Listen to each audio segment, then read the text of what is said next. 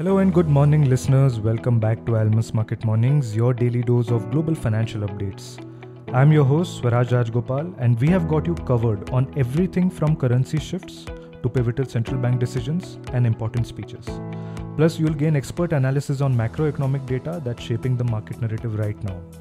Join us for this episode and navigate the markets with confidence.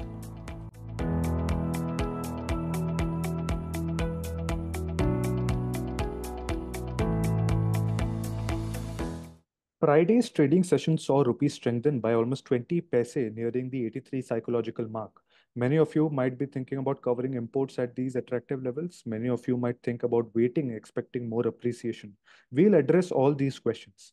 Morning, JK. Your thoughts on the rupee move last week? Can we expect the trend to continue? Your thoughts, please. Good morning. Uh, yeah, I think the extent of rupee move, I would say kind of outsized move in the INR last week compared to the tight ranges in which we were held on for quite some time. That it has extended to almost 83 now, so almost a 0.5% move in the last 1 week.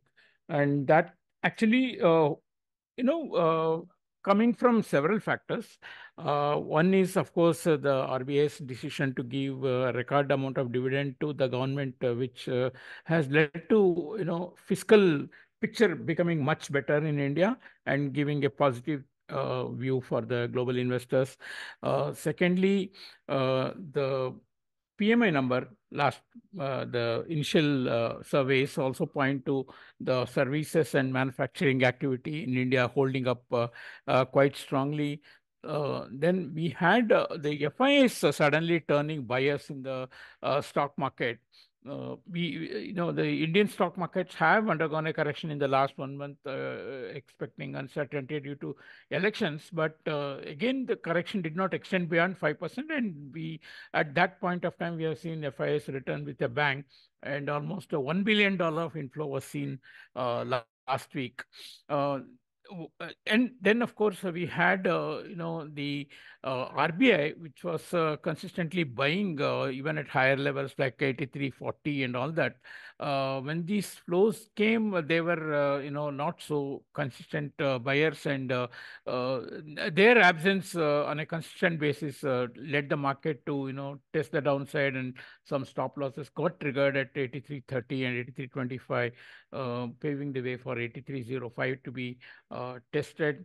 Also, we should not ignore the fact that some part of the market, in the stock market as well as in the currency, have now probably taken a view that the NDA will come back, probably with a lesser number, but still stable government will be in place. Therefore, they do not find much worries about investments into India.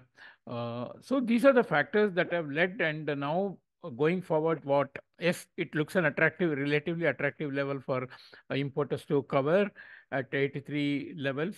But then we will watch out if FIs continue to buy, and how RBI behaves. But taking the global situation, that would be the key, which even RBI would be considering. The dollar is still strong. We have several important indicators ahead this week: GDP from USA, GDP from India, PCE core inflation from the US economy, consumer confidence also a forward-looking indicator.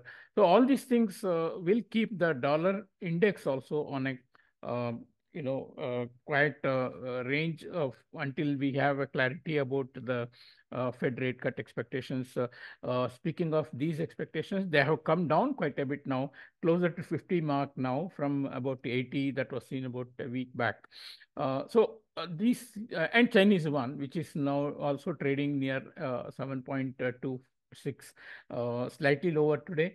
But these global factors cannot be ignored, and therefore I would think that RBI would not be inclined to let rupee run away, despite any of these sentiments, and we could actually see them intervening or coming in to buy the dollars at levels below 83, somewhere at 83, 80, 82, 85. That's what I guess, if not at 83. Yes, how far we bounce from here would depend, I think, on next week's election results. So I would think still that any dip below 83 importers can use for near term if they have not covered it, and exporters possibly if they are under hedge they can see any bounce to 83.30 to be used for hedging. So that is where I'm expecting maybe 83.30 if RBI holds it, and then slightly widened towards the end of the week on either side is how I see the rupee behaving. On the global side, yes, it was a very quiet week last week, not much of data to digest, but it's all compensated this week by a lot of data which I mentioned. So look forward to a very active week. Today, of course, is a US and UK holiday. Therefore, I expect market to be quiet, but the activity should pick up. But finally, I want to suggest, I just want to, you know, inform that, Bank of Japan started warning about the yen moves and the possible intervention. Again, statements have been now backed by G7 members who agreed with the intervention requirement if currencies move excessively in one way. So we might probably see Japanese currency intervention action this week, and that could also influence to some extent the Asian currencies and the INR. Thank you. Thank you, JK. And rupee appreciation that has many reasoning, as you mentioned. Record dividend payout by RBI that cushioned the fiscal side. PMI numbers indicating strong growth on the domestic front, FII's entry into the Indian markets, and a strong rally in equities. We saw almost $1 billion worth of flows last week. From the global situation, we have got the GDP from US and India this week, PCE, which is the Fed's preferred gauge of inflation, on Friday. So all of this might actually lead to RBI coming in to purchase dollars around 80 to 85, as JK mentioned, or even, in fact, even 83. Your Fed rate cut expectations for this year have also been coming down. And of course, from an India point of view, we have got the election results next week, which would be key. So do tune into this space to find out what's going on in the markets. That's it from us today. Thank you so much for listening.